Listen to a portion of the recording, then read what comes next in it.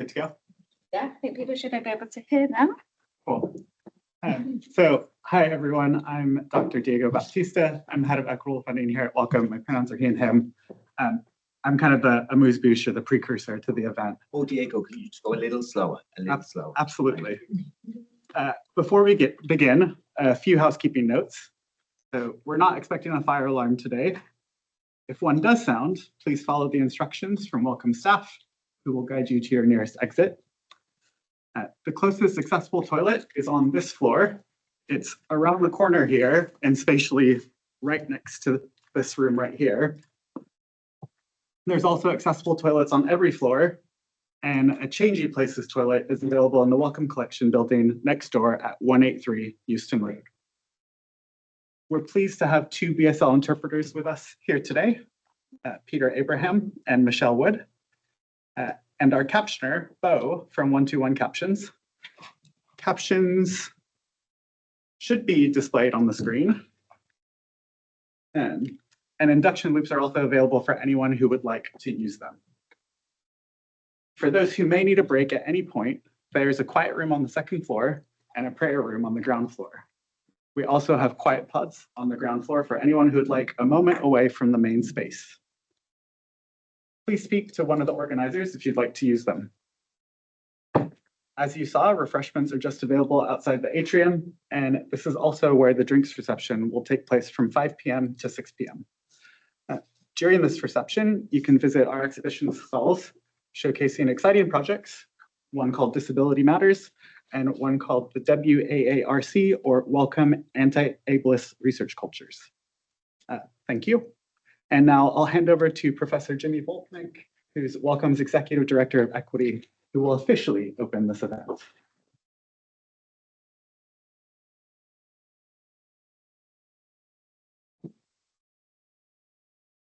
Thank you, Diego. Thanks very much. And good afternoon, colleagues and friends. You already heard my name is Jimmy Volknick. And it's a real pleasure for me to welcome you to this important event of the National Association of Disabled Staff Networks. Thank you for being here. Thanks to the association for your leadership and your insight. And thanks also to Jasleen, Jennifer, and Hamid for organizing today's event. We have 7 staff equity networks at Wellcome, including our disability interest group. And I know firsthand the dedication, passion, and sheer effort running such networks takes, alongside other work roles and personal responsibilities you may have. I'm truly grateful for all your efforts. We are here today to celebrate a major achievement. Madson's powerful white paper towards a fully inclusive environment for disabled people in STEM. It sets out clear and practical recommendations to make science and research more equitable for disabled people. This is an important milestone.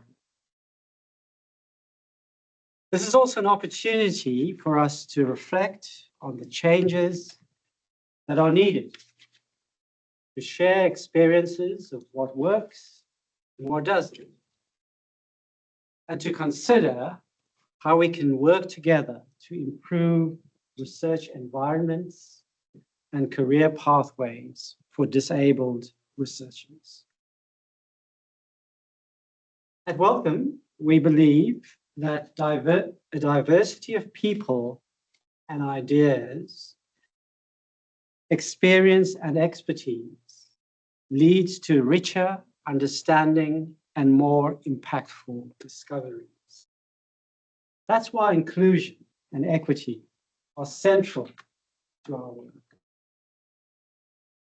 We know that disabled people and other underrepresented groups disproportionately feel the effects of poor research environments. In 2020, a Wellcome survey into research culture found that 62% of disabled researchers had experienced bullying and harassment. That's just not acceptable. Since then, Wellcome has introduced a new bullying, harassment, abuse, and harm policy for organizations we fund. It is clear and the sanctions are stringent. Internally, we've run an anti-ableism learning campaign for staff and leaders and partnered with accessibility consultants on our building upgrade environment. We offer funding applicants alternative formats, navigation support, and interview assistance, such as British Sign Language interpreters. We support grant holders with assistive technologies and care costs for assistance animals.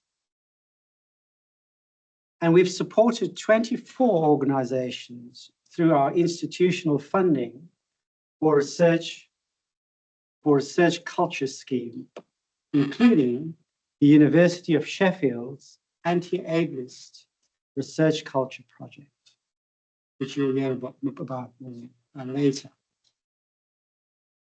This can feel like a lot of progress to organizations like Wellcome. But we know that we're still very early in our anti-ableism journey. We know more is needed, and we are committed to doing more to ensure that research ecosystems become inclusive and equitable for disabled people and marginalized groups.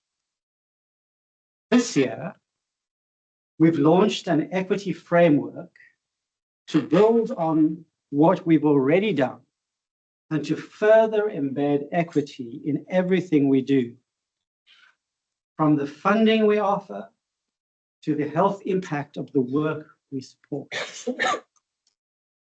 It's a call to action, a promise to be intentional about how we engage with people, enable and invest in research, and influence change. Our goal is to advance inclusive practices that broaden the range of people leading, participating in, and benefiting from science. Because equity is the foundation for research excellence. To me, equity is a transformative force. When we remove barriers and embrace diverse perspectives, we unlock the full potential of science. Let us celebrate the contributions of disabled people in science, research, technology, and medicine. Let us amplify best practices. And let us commit together to building an inclusive research culture where everyone can thrive. Thank you very much.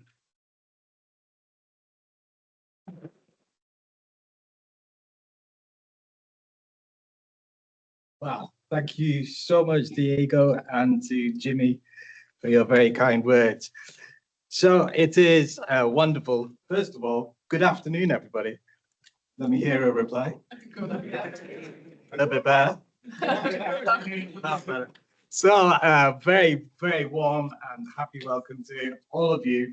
Thank you all so much for being here and supporting this session where we are talking about our white paper, as Jimmy has so kindly introduced.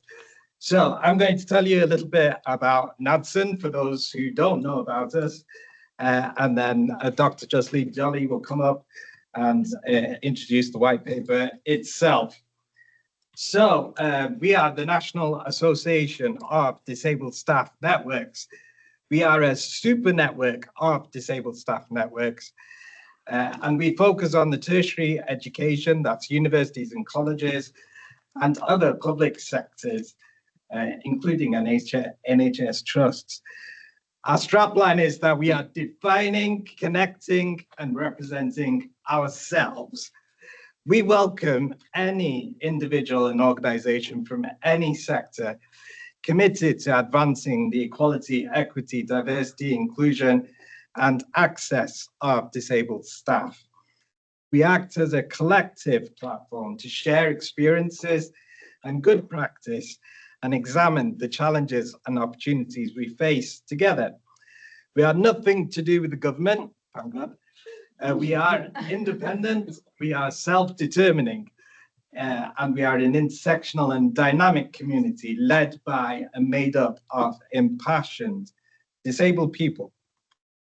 So our membership includes about 500 members we have on our mailing list right now, covering more than 200 different organizations across the UK and abroad, including about 110 universities within the UK itself. We include the NHS trusts amongst our members, the Academy of Medical Sciences, BBC, ITV, Scottish Parliament, etc. And we are led by a steering committee and a network of regional leads. So I am very proud to be chair of NADSN. I'm based at the University of Manchester, along with our vice chairs, Jackie Nicholson and Stuart Moore, who are, wave to everyone, guys, who are sat just there. And the three of us are, in fact, co-directors of NADSN as a community interest company. We have other roles within our steering committee, including a UK network of regional leads and co-leads, and we are after global domination. Not joking. So we have a number of subgroups that have developed within NADSN. Our STEMM action group is probably the oldest and most established of those, but we also have a Disabled Women in Academia network, Neurodivergence focus group, an Access to Work user group, a blind and visually impaired staff and PGRs in academia network, and the Ride Hire project, who some of you may have heard of. Our patron is the wonderful Professor Lawson, who's a blind professor of law at the University of Leeds, and she guides and advises us on the direction NADSN should take. We endorse within NADSN the social model of disability, which many of you, I hope, have heard of. So the social model of disability identifies those systemic barriers, negative attitudes, and exclusion by society, whether that's on purpose or inadvertently. That means society is the main contributory factor in disabling people. That includes prejudice, ignorance, and stigma, negative attitudes, inaccessible places, transport, conversations, informations, and careers. And newer models of disability are emerging all the time as our own understanding of what it means to be disabled is always evolving. There's a wonderful video on the Scope website of disabled people exploring the meaning of the social model for us as people. And our motto is that there can be nothing about us without us. We have to be front and central in anything that affects us, our lives and our work. And frankly, that's everything. And I'm very proud that we have recently, so on the 31st of March, at the University of Strathclyde, we launched our white paper towards a fully inclusive environment for disabled people in STEM. And many of the authors of that paper are sat on this very table over here, many of whom will be talking this afternoon as well. And we are privileged and so very grateful to be hosted for this session by Wellcome and our colleagues here. And we are using these hashtags, so hashtag Nadsen White Paper, hashtag Disabled in STEM, and hashtag Equity in Research. So if you are tweeting, please do tweet, or that's not even the word anymore, is it? If you are doing anything on social media, please use these hashtags. And you can find our paper using this URL. You can find the full version of the paper along with an easy read format. So thank you for listening to me. And now we'll hand over to Justine.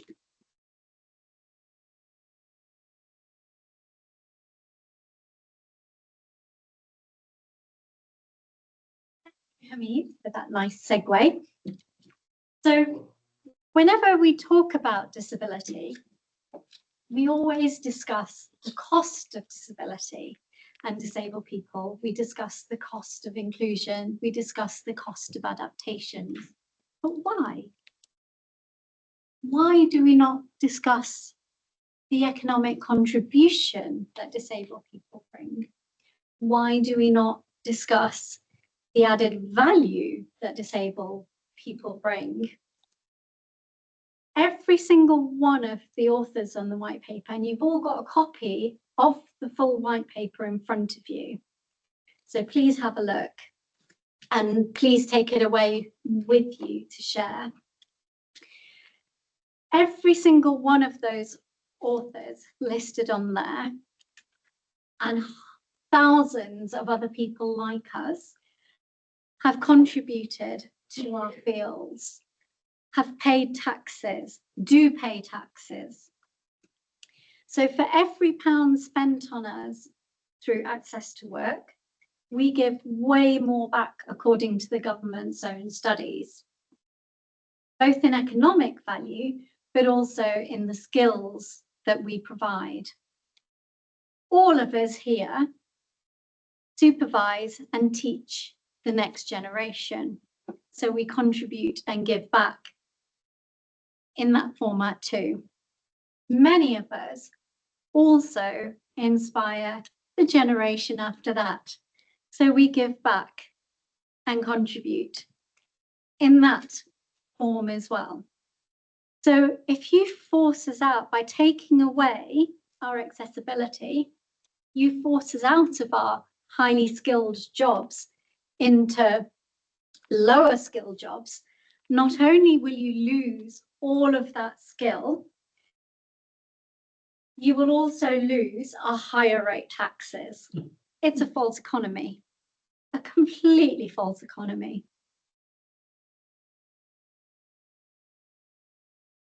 The culmination, the white paper is a culmination of 4 years of work. We all got fed up of all these organisations going, yes, there's a problem, let's do another survey and figure out what the problem is. Well, we know what the problem is. We're giving you the solutions now. So we did 4 years of research and writing to say, here's the problem. We're scientists. We looked at the evidence. And we've created a list of short, medium, and long-term based solutions aimed at different target groups: employers, funders, policymakers. And yes, this is for a STEM target because we all work in STEM, but many of these apply equally to people in other workplaces too. You'll notice there's another piece of paper in front of you, and that is a list of statistics that relate to employment in figures related to STEM, so that all the latest figures. But what I want to do now is, rather than me just telling you all of this, is we're going to demonstrate it to you. So we're using vignettes read out by some of the co-authors, and these are all true but not real, created through our research. We're going to demonstrate some of these points to you, and I want you to listen carefully, think about what you're hearing, how it makes you feel, what thoughts these bring up for you, and really keep hold of those for the discussions later on. So first of all, I'd like to introduce Dr. Frankie Dodato, who's going to present a vignette about reasonable adjustments.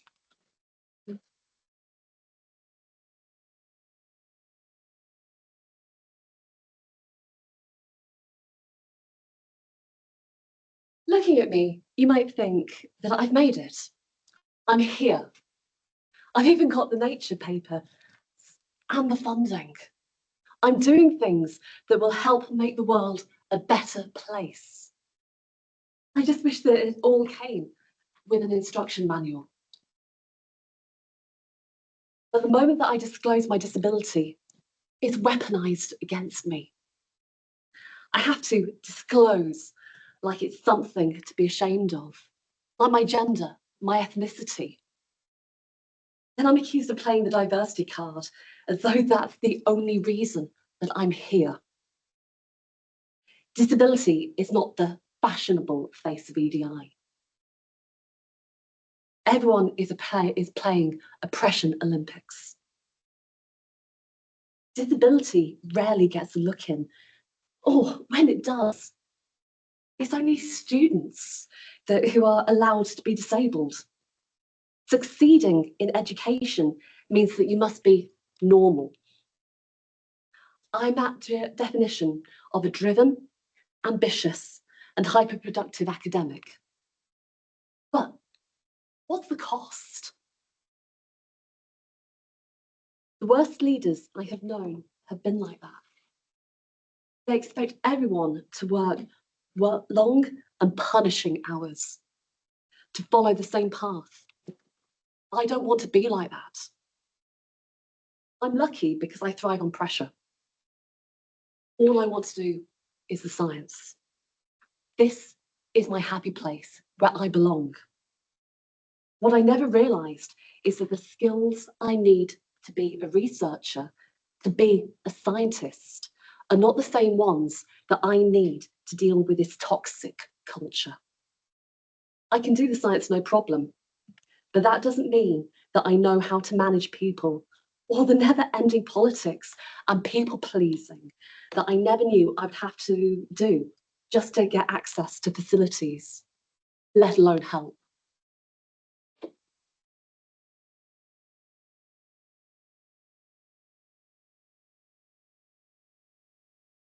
Thank you, Frankie, for a really emotional rendition there.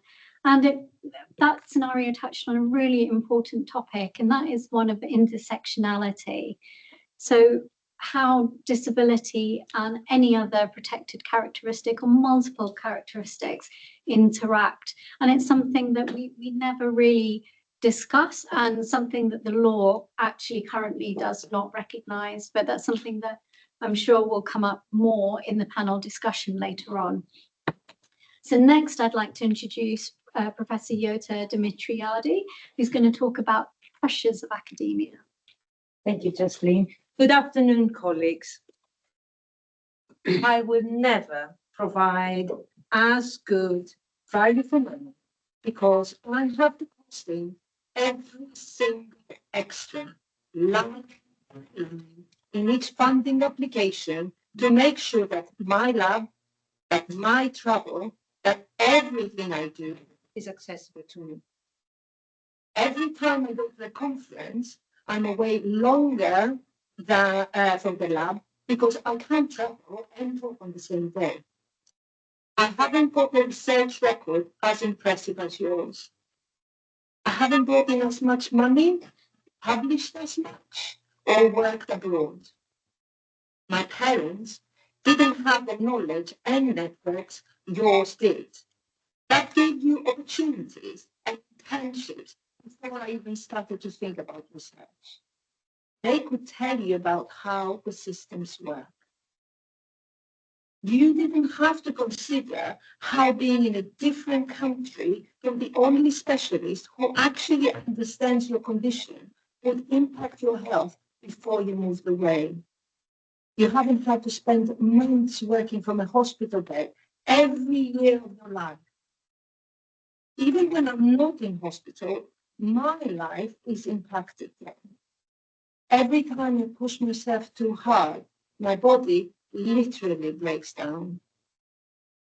Because I rarely ask to be signed off and just keep working as much as I can around the pain and the drips and the trolleys and the pain and the every 4-hour observations, it doesn't count as the clock stopping for funding applications. And it just looks like I haven't done as much, as though I haven't put in as much effort. I'm not as good. Is it too much to ask that these limitations be explicitly acknowledged so I am judged more fairly? Oh well, I should probably get back in my box and remember that disabled people are supposed to be the subject of research, not the researcher. Thank you.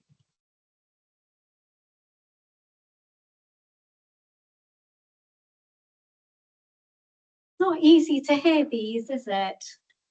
But remember, these are based on real life and real experiences. Next, I'd like to introduce Professor Martin Mahout-Smith, who's going to talk to us about solutions. Discussing solutions.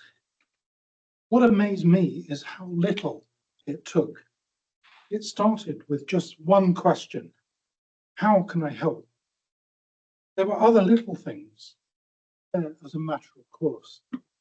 I didn't have to ask for accessible versions of forms. They were always provided. Paperwork was sent around before meetings. Meetings were scheduled in core hours, and there was always a hybrid option. Very important. They don't use heavy air fresheners, cleaning chemicals. The lifts work, and there is always automatic door access.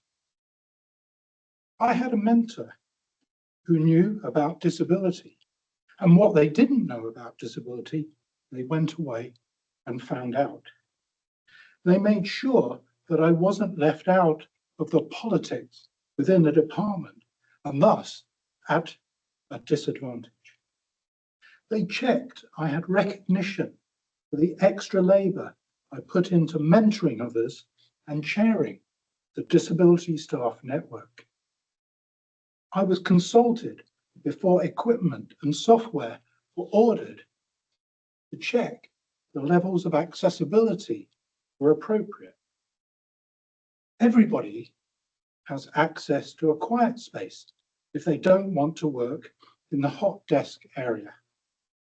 Everyone can work at home. After all, you might need to take care of yourself or indeed someone else. You don't have to say why or even justify it, and you're never asked to justify disability. For the first time, I wasn't scared to disclose or ask for reasonable adjustments. It's as though they trust us. And you know what? It means that we work harder. Everyone is more productive. We care more because it feels like they care about us too.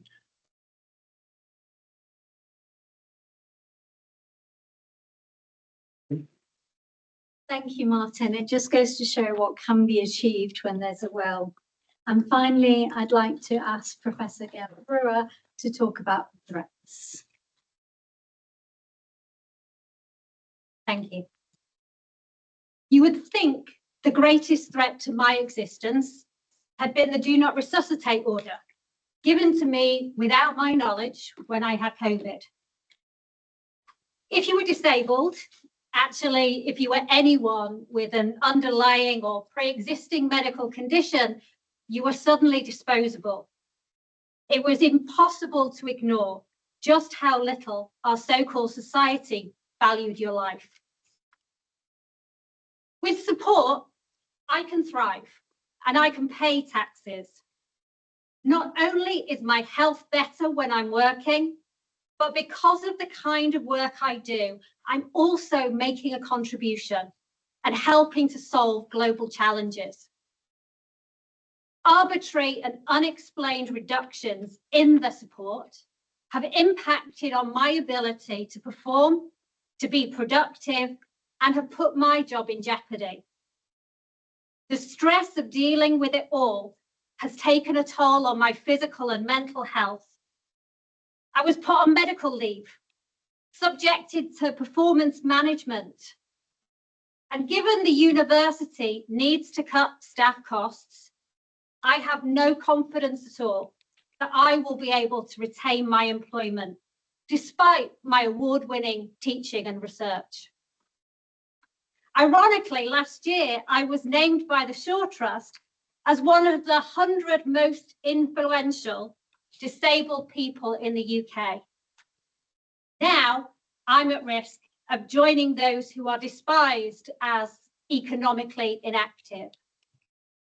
I suppose it's easier to other us than to include us.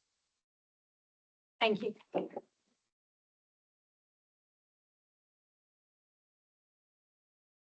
What a contrast to the last scenario. And with that, we're going to move into our panel discussion, which is going to be chaired by Dr. Jennifer Lee. So I'm going to pass over to Jen. Thank you.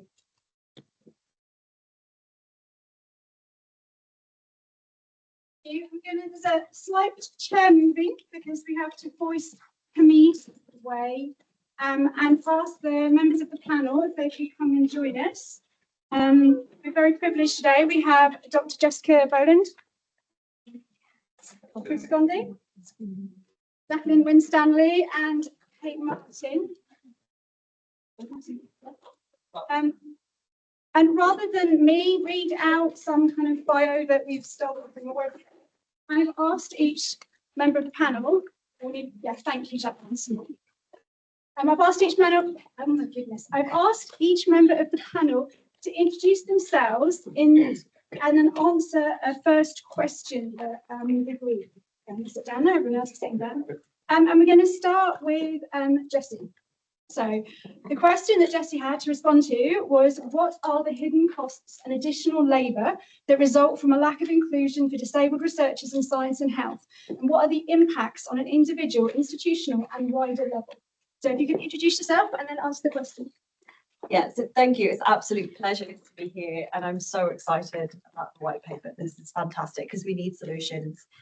So I'm Jessie. I'm a senior lecturer at the University of Manchester. I'm also a UKRI Future Leader Fellow. I have my own research lab and I get to play with lasers every day, which is fantastic. And I'm also hard of hearing, and I use VSL, and I also use my voice as well, and I lip read. So I was thinking about this question, and one way I think of describing the hidden work of a disability is that it can be like having a second job alongside your actual day job. And that's in terms of the amount of effort that you have to put in to manage your adjustments. And for myself, examples of that are managing booking interpreters, finding the funds for that, filling in all of the access to work forms. And when I'm thinking of going to an international conference, I need to make sure that I can actually access the information at that conference, so there's really no point. And there's also challenges associated with that. Sometimes I can't travel, depending on how my ears are, etc. So there's a lot of additional effort with managing those adjustments. You don't always get the support to actually put them in place, and that's quite tiring. But there's also, I think, a thing about mental load that comes with it, of having to advocate all the time for your adjustments can be draining and tiring.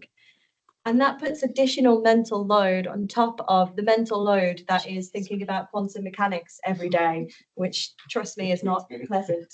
But I think alongside this as well, in terms of that hidden work, I think all of us in this room probably advocate for inclusion in disability alongside what we do as a day job. And that really is a second job. And often that's unpaid work and unrecognised work as well, that I think that our institutions are benefiting from. In terms of kind of individual, I've talked about that kind of draining and hidden load and effort and just exhaustion from that.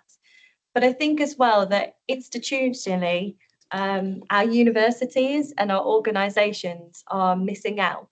So they're missing out on talent, and they're also not creating the best environment for us to do our job to the best of our ability. So they could be having excellent performance from us if they were to support us with that hidden work. I also think that if you supported us with that at an institutional level, you can then help that institution make the change that we need. So talking about that kind of second job of the advocacy that we're all passionate about, I really feel that that should be supported by an institution. And if we have more diverse minds and more diverse ideas, that's going to benefit from an institutional level. One final thing that I want to come back to on hidden workload. Earlier, Jaslyn was talking about cost and the false economy. It costs a lot more to put adjustments in place afterwards than if you just made your environment accessible from the start. And that would be a thing that I would like to say to big institutions to really think about that. And the benefits that you put in place for a disabled individual benefit everyone. And that's how I thought I'd add that. Thank you so much. We're going to go to Chris next. And the question that Chris had was, why is it important to consider inclusion and discrimination intersectionally? And why is this particularly relevant in science and health? What impact will there be on the workforce, economy and population if we do not address inclusion intersectionally? So you can start by introducing yourself and then answering the question. Thank you very much, and thank you very much for the invite to come here and share some of my experiences, particularly in this particular area. And I'm Chris Conde. I work at Hicks College Hospital in London, and I also work for Synovis, and I'm a senior liver transplant scientist, and I'm also a non-executive director of one of the big NHS trusts. Now, I feel quite almost unqualified to be here to talk to a lot of people when I've just said, I felt really, really upset by some of the readings that I had and the experiences that individuals have been going through. And I was going to say, Chad, maybe I can't really speak because I felt very much unqualified with those experiences. But what I thought I would do, I'm just going to share a few thoughts of the work that I do, particularly within the NHS, where we look at and say, how do we ensure that those people who we've got kind of, those categorized characteristics, those protected characteristics. So I'm going to pick up on just a couple, particularly, we've been talking about disability. And as you can see, that is quite evident. You can see that I'm different race, and that's my characteristic. And so, of course, as I walk into the room, that's the first thing that people see. They see this. Now, immediately people will have different views, versions, what I'm like, they start labeling that you could be this, you could be that, you could be that. And of course, if we talk about some of the hidden disabilities that we see today, it's not evident sometimes, you don't see that. And I think we've just said how long it takes for an individual to get ready for the day, to go to work, the pressure, what they have to do, kind of the preparation, which is kind of hard work, which is almost like you do your work before you even go to your work. So when we talk about intersectionality, we're really talking about all those protected characteristics to put together. And I think, the Race Health Observatory just published a study where they've shown that on average, an individual has got 5 characteristics within them. So there's that overlap between, characteristics. So you're not just, a man or a Black man, you've got loads of other characteristics that are attached to that. And the impact of those, if we ignore those intersectionality, in other words, if we ignore those overlaps, then I think as a country, as people, as communities, we lose a lot of people who are there to contribute within our own environment. So if we look at somebody who, we're talking about somebody who has got disability, it doesn't mean they cannot do their job. Just means we are not allowing them to do their jobs. We are not supporting to be able to do their roles. So those people who are in position, this is why I'm so excited about the white paper because it's challenging those people we have got or who are in position to be able to change that and said, how do we address this? So the work that I've been doing with NHS England to be able to say, how do we ensure that every NHS hospital right across the country has got ability to be able to support people with disabilities, to support those people who are being discriminated, for example, in clinical trials. If I were to ask you, for example, today, how many people do you know or who have been in clinical trials who are disabled? You'll be so surprised to give me a number, and it's less than 10%. If I were to ask you how many people of color are involved in clinical trials, I mean, we're here at Wellcome today. Of course, this is their job, but you'll be so surprised that it's less than 10%. Now, the reason is because people are not seeing that they are adding value to society or to community. They are more of a cost, as we just said about forced economy. It's about the cost. So my challenge is for that. I think we should all be able to really put this white paper as a vehicle to be able to address some of those inequities that we see within our organizations. So I would really want and maybe make a plea that the next step, I think it will be able to make sure that our politicians are very much inside of this, that we need to put as much pressure as we can to make sure we can be able to address this intersectionality that is in our communities, to change and address those inequities that we see in our society. Thank you, Chris. Did we applaud last time? We did, didn't we? No. Well, we can Okay, we get Thank you. We're going to move on to Jacqueline next. So your question is really long. If it is. You would have noticed I say question and each of them has at least two. Okay, so why, when we talk about disability inclusion, is the focus often around benefits, the cost of employing disabled people, or the support they need and who should provide it, rather than the economic benefit of employing disabled people? Is there an underlying assumption in the systems that should support them that disabled people can't or shouldn't work at a senior level or in science and health? If you could introduce yourself and then answer that very simple question. And I'll try to keep my introduction as short as the question. So I'm Jacqueline Winstanley. I'm founder, CEO of Universal Inclusion. That's my business. It's a business I started when at the height of my own career. I disclosed that I had a health condition and I didn't have my job for very long. And in response to that, I went on to set up my pathway, which basically is ethical collaboration between policy, practice, and academia in terms of this particular arena, where I created the Inclusive Entrepreneur Network. So really championing and putting in place opportunities for myself and others to become leaders in innovation and enterprise. I learned very early on the value of academically validating that process, and also to get involved in politics. I'm not in politics as a politician. I'd have been thrown out every day. I'd have had the whip taken off me every day, but through the work of the APPGs. And I've been secretariat to the Inclusive Entrepreneurship APPG for disability, and what will now be known as the Innovative Inclusive Entrepreneurship APPG. Right. In then answering your question, as you can imagine, that pathway's taken me through so many different levels of the kind of the policy, the government intention, etc. And I'm going to give an observation, and it's an observation based on lived experience of myself and others along those pathways. So successive governments have failed to address the rights and protection of disabled people to actually to access good work and to be leaders, whether that's in an employed role or as an entrepreneur, an employed person, or within a self-employed role.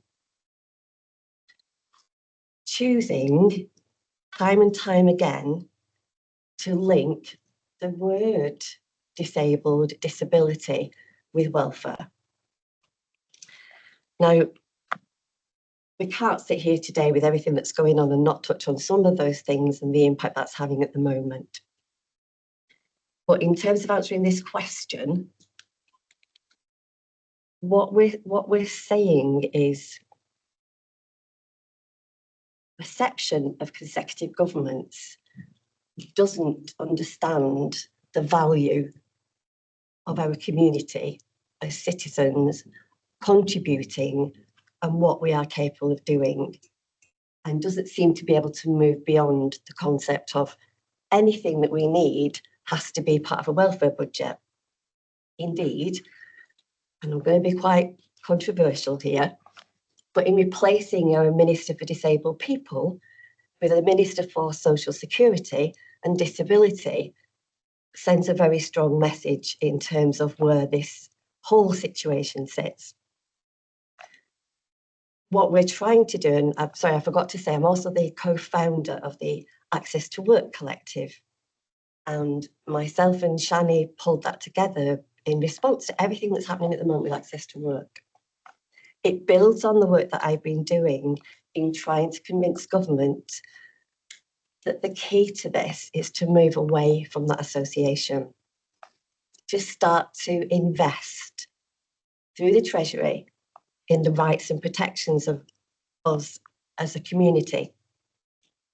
And that's on all of our access to all of life's opportunities, but particularly in the realms of work, intro, entrepreneurship, STEM, because it will come back threefold. You touched briefly. We know that every single pound that comes from the Treasury now through the Access to Work Award is going straight back into the economy. It goes back by giving jobs to support workers, the production of AIDS adaptations, the manufacturing of those things, trainers who are actually, and all of that is contributing back into the economy and back into the Treasury. So the answer to the question is, yes, it is. There is a systemic approach that needs to change. And that's only going to change through us as a community becoming more politically engaged in ways that we can do, to convince our parliamentarians, and sadly, it's often convincing them on an economic front because the compassionate front doesn't seem to work, and actually start to academically validate the value. There's been some research, but again, through the collective, we're starting to do some more research, which hopefully we're going to be doing in collaboration with yourselves, to actually be able to say to government, this is why what you're doing at the moment is very ill thought out. And what you really do need to be doing is putting an effective Treasury resource to change that, to have a paradigm shift from welfare to effectively resourcing us to be the brilliant people that we are. Thank you. Just not consistent, isn't it? And our final panelist today, speaking on behalf of Wellcome, with another really simple, easy, not any kind of value put on this at all. Dr. Kate Martin, how do you think negative perceptions of, assumptions about, and wider negative discourses around disability contribute to the low numbers of applications, funded research grants, and projects led by disabled people? What role do funders, institutions, and policymakers have in addressing inequality and supporting talent? So again, if you could introduce yourself, and then, you know, I'm sure everyone here, authors or any other disabled researchers, would love to be funded by Wellcome. Just to say, I don't have a pot of cash before we go any further. Thanks for having me here. So my name's Kate. I'm the head of lived experience in Wellcome's mental health programme. I am a disabled woman. I live with a long-term fluctuating health condition. I also have lived and live with complex mental health challenges. And I suppose very briefly, Wellcome's mental health programme is investing in research to find new and better ways to support people living with anxiety, depression and psychosis.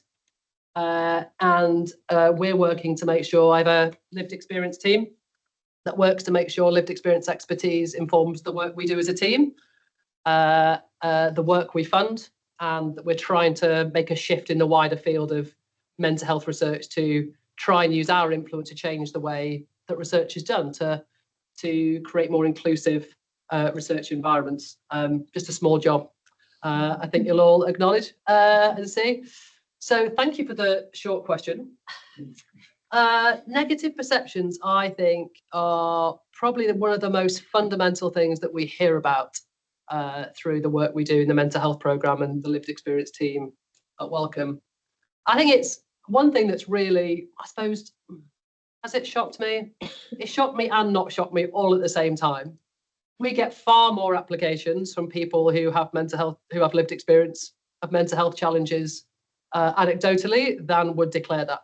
And I think that's a really astounding thing. I think that really shows something about the state of the research system, both about research culture as well as perhaps perceptions of research funders. You know, whenever we fund a new cohort of research programs, we bring those teams together here at Wellcome, get them to share about the work they're doing, why it excites them, what they're going to be doing. I cannot tell you how many of those teams or those researchers will come up to me at some point during those days to say, I do what I do because I live with mental health challenges, or I do what I do because of my own lived experiences of disability or health conditions that this is probably, but I've never felt able to be open about that in the work that I do. So there is so much lived expertise, as we all will know in this room, there is so much lived expertise around disability, around mental health, around long-term health conditions in our research and in our research institutions. And so many people are feeling unable to be open about that in the workplace. And that astounds me and saddens me. That's still the case today. I think that's shifting. What's exciting, as well as those kind of conversations, is that people come up to us and say, because of the way that Wellcome and others, we can't claim all the credit, are starting to try and talk about lived experience as a form of expertise that isn't about having people as advisors or research participants or patients, that people are experienced leaders, lived experience leaders, lived experience researchers, that is central to the best research. It's not excellence or, this is excellence. Excellence is having lived experience experts, people with lived experience involved in multiple ways throughout all stages of research, but particularly leading and shaping and central to those research teams. And the more we can make that shift come through, I think the better the research will be. But we all know that it's not just the practical barriers, the assumptions about who is more likely to get the research, is it even the point in applying or not. But the things we hear, again, you'll know all these things. We hear so many researchers that I think actually one of the most debilitating things in my own career is the times where I've been open about my lived experience. And then maybe I've tried to raise an issue or tried to raise a challenge and someone's gone, you're getting a little bit personally involved. You know, it's like that assumption that because we may have lived experience, it sometimes completely clouds, I can see nods around the room, it completely clouds then people's perceptions of our voice, our ideas. And so no wonder people are not open about that. Fundamentally, what's our role as Wellcome? I think the way we're trying to see this in the mental health programme and other areas of Wellcome is, not only is it important that we collaborate with people with lived experience in the work that we do, that we also properly try and resource that involvement and set that expectation in all the work we fund. And it's easier to say that expectation, but I think we've also got a real responsibility to help fund that properly and to make sure that is supported properly and that is seen as an expectation. But I think the really exciting thing is when we set those expectations, the wider shift that has on the research environment, that when we say this is fundamental to good research, the secondary effects that has, and I think we've got a long way to go, but I think that's what really excites me. Thank you. Okay, I do really appreciate your honesty in sharing your own lived experiences. I do have a bit of a bee in my bonnet about the fact that people should not have to disclose or declare or share their own 100%. Disability or chronic illness or mental health issues in order to be speaking about it. And it's one reason why the vignettes that were shared by these incredible people that I get to work with, unpaid, they're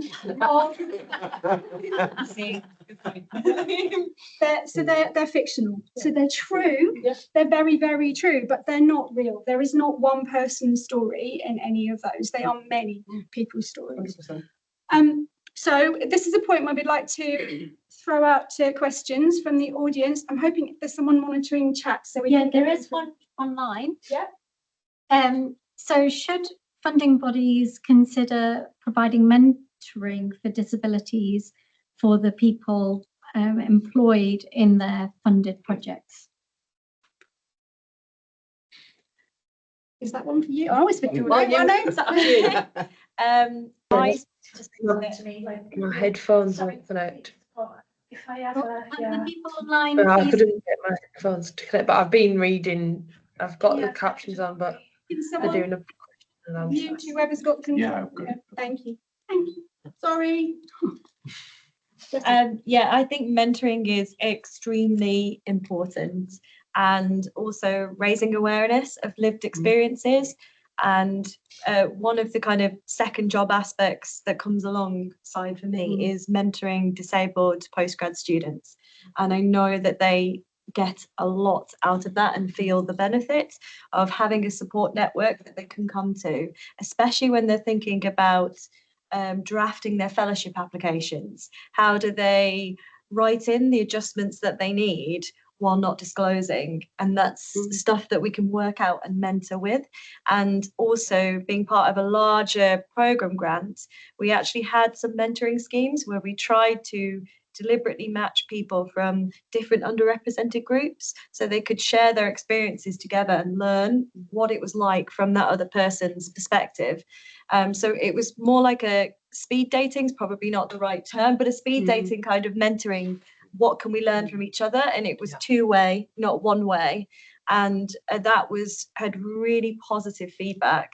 So I think that having some mentorship scheme like that involved in a funding would be absolutely fantastic and a great thing to take forwards. I'm a massive advocate, I'm sure. I'm going to jump in because I've heard from several new large grant holders, fellowship holders, people who have been marginalised previously and been fighting the system with all of that heavy work, and then to suddenly be placed in the position where rather than fighting the man, they are the man. And that transition can be really, really challenging. So there's something around leadership training, but not just any leadership training, but leadership training that is for people who are marginalised or historically underrepresented.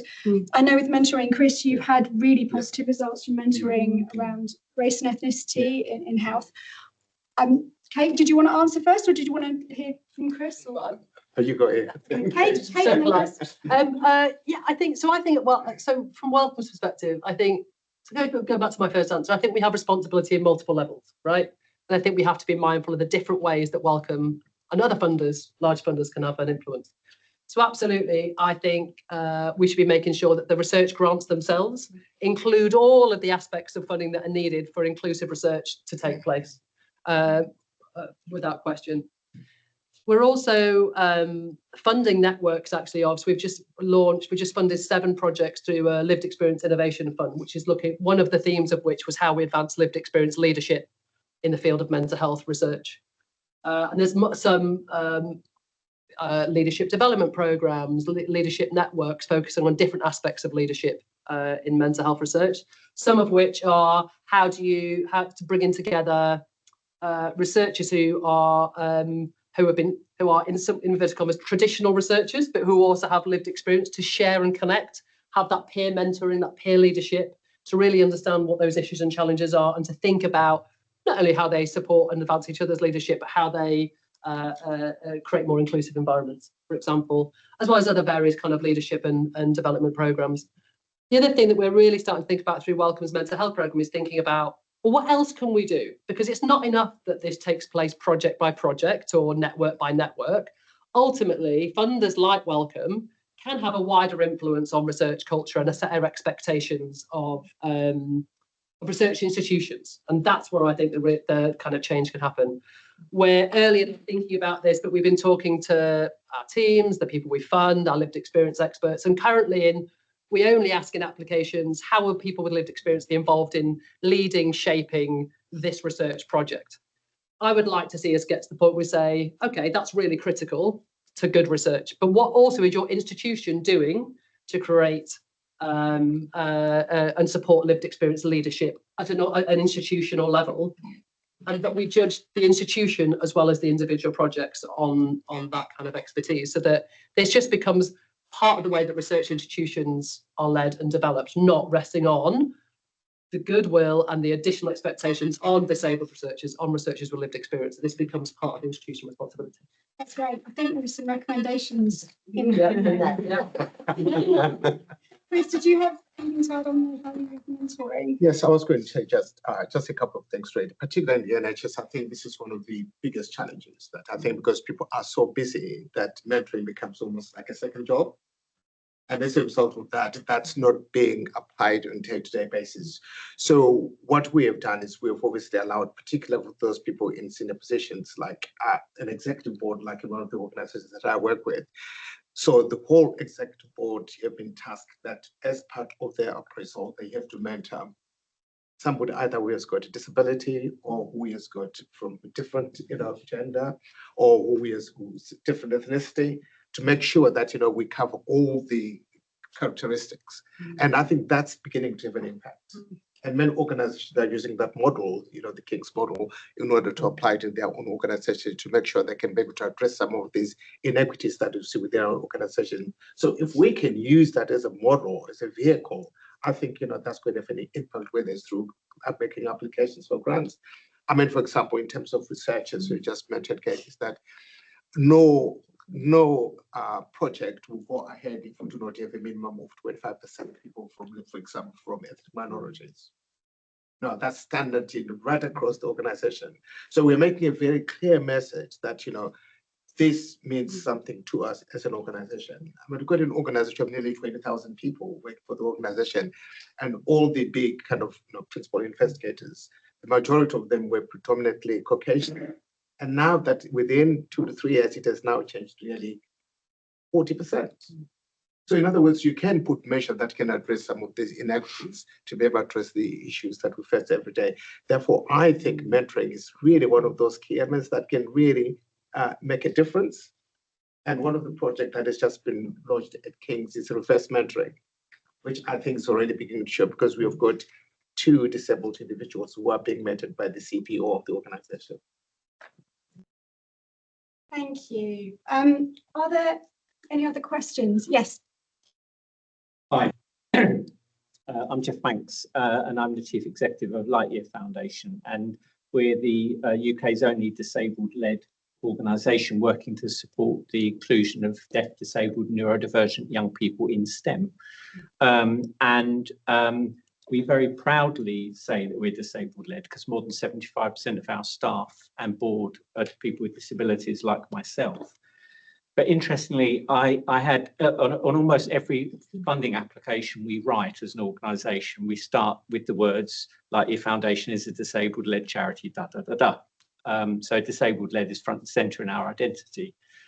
2 weeks ago, I had a funder who said to me, when you write disabled-led at the beginning of your application, what impact do you think that has on the reader?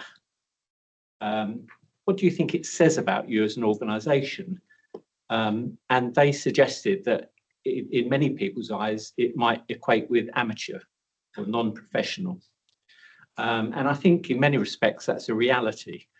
And I'm interested in, my question would be, if we adhere to kind of positive recruitment processes in advertising for staff members, and we would accept that any disabled candidate who meets the minimum requirements for the role should be offered an interview, then should funders not actually, if they have 2 identical applications or 2 equally strong applications, prioritise the one that comes from a community of people with the lived experience of disability, if we genuinely believe all these wonderful things we're saying about how positive it is to include the experience of disabled people, because it has all these different added benefits that we've described? Should we be actually saying, if we had 2 equal bids, we'll actually always choose the one that comes from a minoritised or disabled community? And is that something that we do? Good at controlling my face. So when disabled equals amateur, and I was kind of, thinking of Jeffrey's question. It's not my view. No, I know. Anyone's view. Yes. Kate, do you want to take that? I mean, I think I'd probably share the view of the room that is appalling, that there's those assumptions that still exist, that anything to do with lived experience around disability, mental health is in any way less than. And I think that's a really pervasive view that we're very conscious of in our programme and really trying to shift. We've really worked with our lived experience team. We have a global team of lived experience advisors and consultants who are embedded in our programme and shape our day-to-day projects, thinking, team meetings, reviewing our funding applications. Whatever we do, they are involved, not as a separate advisory group, but fundamentally embedded in our day-to-day conversations and decisions, etc. We really had to sort of think with them about how do we make that shift from, well, as I said before, seeing people with lived experience as research participants or patients to being fundamental experts in the work that we do. And the other huge thing, which we'll all know about, is that when we talk about lived experience, so many people's perception is that someone's going to come along, tell a sad story about how challenging and awful their life is, and everyone will clap and feel very proud of themselves for working with these people, and then they'll go away, and that's it, that's the influence. And that's fundamentally not how we see lived experience at all in our programme. And going back to your comment, that's exactly the kind of conversation we have with our lived experience team. I say the nicest possible way, I'm completely, almost disinterested in anybody's personal stories, personal experiences, because people bring to us lived experiences about knowledge, insight, expertise, opinions, ideas, like any other person around the table. And that's the kind of shift we have to make in the work that we do, that we have to see this as a fundamental form of knowledge, insight, and expertise. It is not just important to, but critical to the best research. And that our team are then involved in assessing that with us. So back to your comment, Jeff, like, it's not only do we set that as an expectation, this is a fundamental form of knowledge and expertise vital to the best research and to the research that we want to fund, but our team are involved in assessing that alongside us. Are these plans paying lip service to that collaboration, or is there genuine involvement? Is there genuine leadership from people with lived experience? Now, I have to say, as a caveat to that, again, it's easy for us to sit there and say, involve people in all the research that you do. As we'll all know, in some areas of science and research, this is just the way research has been done for decades. This is good research in social sciences, etc. Kind of co-leadership, people with lived experience is just the way research has been done. In many areas of the research that Wellcome funds, more basic sciences, people like, yeah, support it, but we've got no idea how to bring these two things together. So I think our responsibility is, yes, to set that expectation, but also to really support people to learn about what does meaningful and genuine look like in different areas of science. And I suppose very quickly to finish off, I've been astounded that if we can give people, set that expectation, if we set the expectation that lived experience is expertise and fundamental to the best research, and then we give people the right funding and support to do that, even in areas of science that I thought this is going to be really challenging, you give people that nudge, you build those relationships, and they'll fly with it. And we really see kind of really exciting collaborations forming. So I think we have to make that commitment, Jeff, back to your question, that we see this as the best research, and that, that's just the way research should be done. But knowing that we're trying to get the system to catch up. So yeah. If you tick disabled, then you'll get to the next round. That's not what I said, but with some nuance, yeah. Jacqueline. I just wanted to add something to that, and from my own experience of that journey into what I would call ethical collaboration as a practitioner working with academia. And I've had lots of different experiences, but the model that we're working to now, which we're doing a couple of papers on, means that you go into the realms of co-authoring, so that you actually become completely embedded in the piece of research. You do still, in your funding bid, have the kind of things that you're talking about, but the explanation of why that's there, and the importance and the recognition within that ethical collaboration that that person has as much of an important role as the academic themselves in that piece of research. And that's hard for some areas of academia to get their head around. Now, the academic institute I'm working with now, absolutely, completely. I have worked in some where I have watched from the point of actually putting a bid in might be the most important person at that point to get the money. But as that project's gone down the pathway, you actually see yourself moving along the pathway where your name is on the co-author, till actually you might as well not be there at all. So I think that's really important in terms of the rationale behind what you're trying to do as well, but absolutely not to take it off. Thank you. Yes, the word is meaningful participation, isn't it? Yeah. Thank you. Do we have any other questions in the room? And upon screen. Right, on the screen. Oh, we'll have a hand up on the screen, and then I did see your hand there. Maybe would you like to unmute and ask your question? Okay, yes. Can you hear me? Yes. Okay, thank you very much. I'm Vincent. Academic visitor in Faculty of Law in Oxford. I enjoyed the seminar very much. I just want to add 2 points. First one is for those who had bad experiences in terms of disability discriminations, actually you can approach Equal Opportunities Commission in UK. This is a very good, I would say, special bodies. You can express your views, and if that is suitable, they may issue relevant guidelines and directions for those funders and also employers. Why I call this, because I myself, I'm the EOC board member in Hong Kong. So when we receive, for example, sort of difficulties approached by the disabilities groups, so we are more than happy to discuss to see in what way we can delay. That is the first point. The second point is actually, yeah, I do admit for education's perspective, we can do something. In Oxford, like in Department of Chemistry, we have sort of a harassment officer and also discrimination officers that we can express our view and problems to the senior if you face any I would say inequalities. So that's my 2 points to make. Thank you very much. Thank you, Vincent. Thank you, sharing us. Yeah, basically, I was very very related to like your point about the mental load, about having an extra job as a disabled person.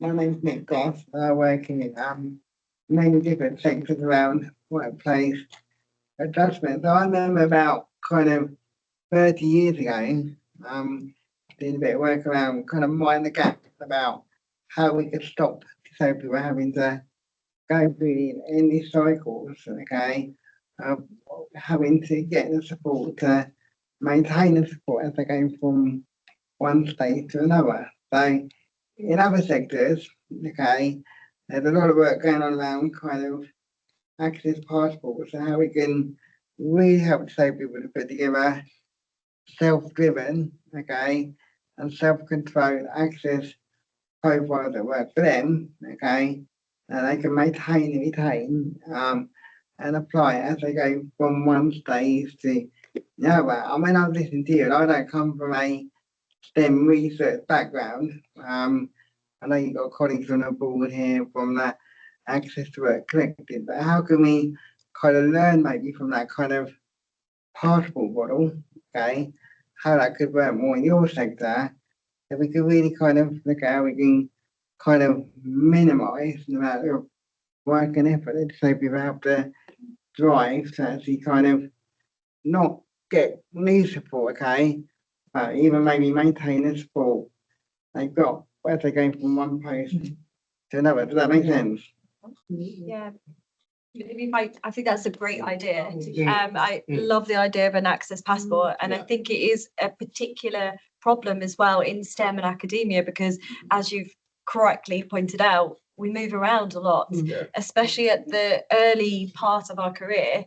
When you're trying to get to a permanent position, you're moving from one institution to another, and it has taken a long time. So when I moved to Manchester, it took a good year to get any access in place. So I do think you're right that having an access passport would be very helpful. Often something that is a case in STEM as well is sometimes you may spend time abroad where it's a completely different access. German healthcare, great, got lots of operations while I was there, fantastic. And then came back to the NHS, so, but, which is lovely as well. But it was a very different experience of getting your access and also your healthcare. And I think that is something that's needed.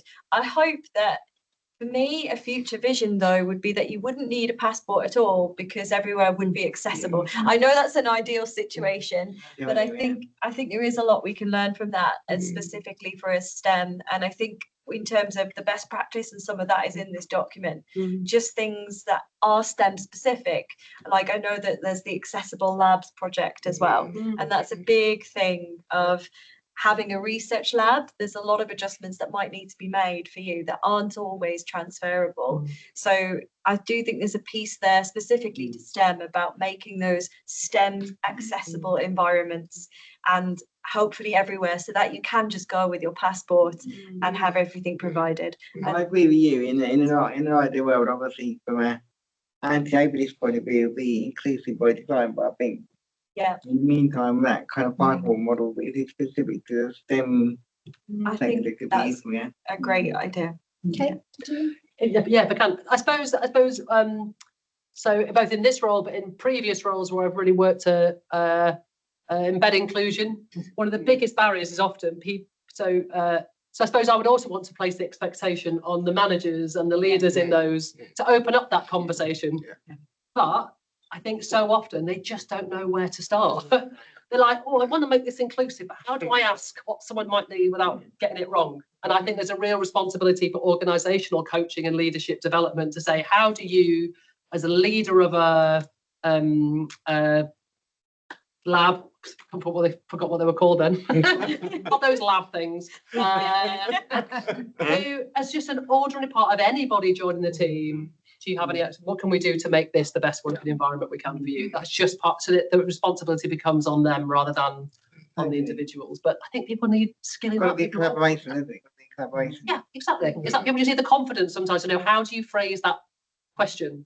I used to run, it's not STEM, but I used to run in Manchester, actually. All the, good city. All the youth schemes, and we worked to really make sure disabled young people could access their local youth scheme. And the biggest change was passports and skilling up the play leaders and youth leaders to go, how do I make this the best environment for you? Because they just didn't know how to ask that question. They wanted to, they just didn't know how to. And that was a huge shift. And I think we need to see that in STEM as well. Great. Do we also need a change in the law? Because at the moment, the bar to prove disability discrimination is so high that it's almost impossible. And then if you've got intersectional discrimination, so if you've got racism plus disability discrimination, forget it. The law doesn't protect you at all. No, I think it's really interesting you saying that, because there is a live case at the moment that I won't mention which organization it's going on. It's not in my organization, by the way. And my last organization kicked me out for discrimination. Yes, well, exactly. So the individual who put a case essentially here to prove that he has been discriminated. And so you can imagine how difficult it is. And so the way it works, if we take the Act 2010, it's in two parts. The first part is to prove that you've been discriminated. And if judge or tribunal thinks, yes, you've been discriminated, then it goes on to the second part, which is the employer has now to prove that discrimination did not happen. Now, and that's costly. And now there's this individual who lost the first part, and now he has now put his case to the High Court, and which is going through the High Court. But because he lost in the first court, so the organization that he worked for has now asked for cost to be reimbursed of 168,000. So you can imagine this individual now is put in that space. Now, essentially, this is trying to say, you cannot take us to court. So if we do, we want you to reimburse us the money that we lost. So that's why, the burden is now put on the individual, whether it's disability or its race, and that's costly. And therefore, if we look in the past 5 years in the NHS, there's only been 2 cases that were successful, only 2. And yet when we look at the data that talks about discrimination, it's like 70% people say they've experienced discrimination. Why are they not going through the courts? But You can see also, the burden. but also there's an imbalance, because if you do go to the courts, then you're potentially ruining your career. Precisely, exactly. Jacqueline, I saw you wanted to come in. Just wanted to come in on this. So as somebody who has been down that route and been successful, which was very, very difficult to achieve, I would not advise that to anybody, because my career was already ended, because the point I told them I had a health condition, I suddenly changed from being valuable to not. However, what I've achieved most in my career in increasing percentage and inclusive, whatever sector it might be, is a pathway for people to follow, so that everybody, it's, whatever organisation it is, it's like, this is what we do. Would you like to come and join us doing what we do? And if you need some help to be able to do it, then, and for that pathway to be embedded, appropriate training, etc., that's what changes things. The legal route, I absolutely agree, we have to have it there. But the reality of it is, 18 months and a breakdown, it wasn't worth it. I have a decision that's great, I can refer to. A lot of organisations will just take a hit. But is the Equality Act fit for purpose? It is, because the law, if you can prove it, the problem is proving it. You can. It doesn't recognise intersectionality, though. I'm gonna Yeah, I know Claire, you put your hand up. You wanted to say something. I wanted to pick up on something you said, Jen, actually, which was we do this as volunteers. So I'm Claire Viney, I'm the Chief Exec of CRAC, and we run the Veto programme. So we worked really closely with NADSN, and we have to respect that, the hidden labour. And I know that Wellcome, as a funder, absolutely respects your lived experience and your voice. Not all funders do, not all employers do. And how do we shift the narrative there? Because, time is valuable. As Jess said, you're almost doing another job. You're trailblazing. Jacqueline, you talked about the cost of being that trailblazer. We've got lots of other funders in this room, have we? Got lots of other funders in the room? Yeah. Good. So how can we help? Okay, there's some recommendations. Yeah, would you want to say something? Yeah, just quickly. So we mentioned at the start that in addition to all the contextual information and statistics around STEM that's in the white paper itself, there's also a one-page here addition, which is some research that NADSN conducted, perhaps asking some of the questions that aren't normally in the statistics that we see. And I just wanted to highlight that of the over 800 people who responded, all working in UK higher education institutions, 42% of those were doing voluntary disability inclusion work. So in addition to the advocacy that we do for our own conditions, if people leave, and again, referring to this data, 44% of people have thought about leaving the institution because of a lack of inclusion. That's a lot of additional work and effort that we lose. So I just wanted to. Yeah, maybe I can help with the funders here. Do not reject us when we put our accessibility requirements on the proposal. This has happened to me. That's number one. But I think in terms of funders and institutions, I think actually championing some of this work and giving it recognition in our career development. So and making it count towards service and leadership in promotion cases is important. And also in terms of grants, when you're looking at track record, there's a massive focus on how many papers that you've got, okay? You can't publish papers if you're also doing advocacy on the side and running grants for that too. So I think that also needs to be taken into account, the amount of work that people have been doing, and that can come into that track record when you're making the case for, is this person going to be successful in this grant? And this is stuff as well of that lived experience being expertise. Some of the actions that we're doing and the volunteering stuff is direct evidence of that. So I think recognition of that within a grant proposal is really important for helping disabled people get funding. And also some of the barriers that we were talking about time out being recognised as a career break, just as you would if you had a maternity leave for career break. Things like that are very simple to implement, of being like, this person has not had enough time to get to that stage. Everyone has different career pathways, and I think recognition of that is really, really important. And I would love to see institutions, and definitely going to try and champion this back at Manchester as well, recognising the people within the departments who are doing this. So that's, you know, good news stories. Isn't this great? Let's take this best practice. Let's, you know, give them an internal award. And I don't know how he's done that. Secure contract. Secure contracts. Chaos. So yeah. But exactly that. I think there's also an issue that if you do research in this area, then you're not taken seriously in any other work that you do. So you're relegated. Oh, you just I think we are very much on at 5 o'clock. I know you wanted to say something.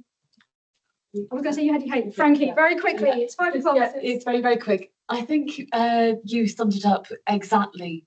We need a paradigm shift, not only in how EDI is valued, not just within STEM, within higher education, within research bodies, it's also with how society perceives disability. We need that paradigm shift. And it's the words that I use myself in the physics world interviews around the white paper. And I think it sums it up in just a couple of words, a paradigm shift. Absolutely. I'm going to leave you with one thought before we go, I think, in there, which is we're currently in a global climate and UK HE context where a lot of equity, equality, diversity, inclusion and accessibility work is seen as a nice to have rather than a need to have. So if where it's not being directly attacked, sometimes it is being directly attacked, what do we do now? So that's the thought to leave you with. Thank you all so much. Thank you to our Thank